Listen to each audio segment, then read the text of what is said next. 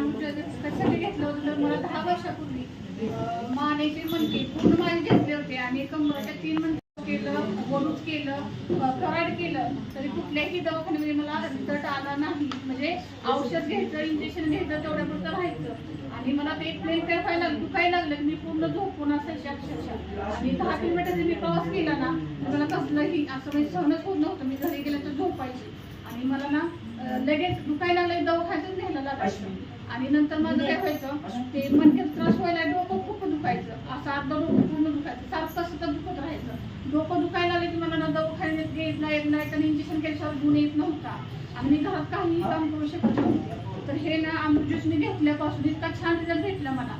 तर मग त्याच्या आधी मी एक चपाती सकाळी खाल्ली ना तर माझी पूर्ण दिवसभर गच्च राहायचं, कसलंही अन्न जिरत नव्हतं. तर हे अमृत ज्यूस चालू केल्यापासून मी 3 टाइम भरपूर जेवण करते आणि माझा रिझल्ट घेऊन मी 3 महिने पूर्ण फील्डवरती आहे सतत. मी ना ह्या मॅडमला रिकवर केले 3 महिन्यापूर्वी, त्यांचाच रिझल्ट आपण थोड्या वेळाने घेऊया. तर खरंच बरं का सर्वांनी हे अमृत ज्यूस घ्या, ज्यांना त्रास आहे त्यांनी पण घ्या आणि ज्यांना नाही त्यांनी पण आरोग्य राहण्यासाठी, निरोगी राहण्यासाठी अमृत ज्यूस वापरा.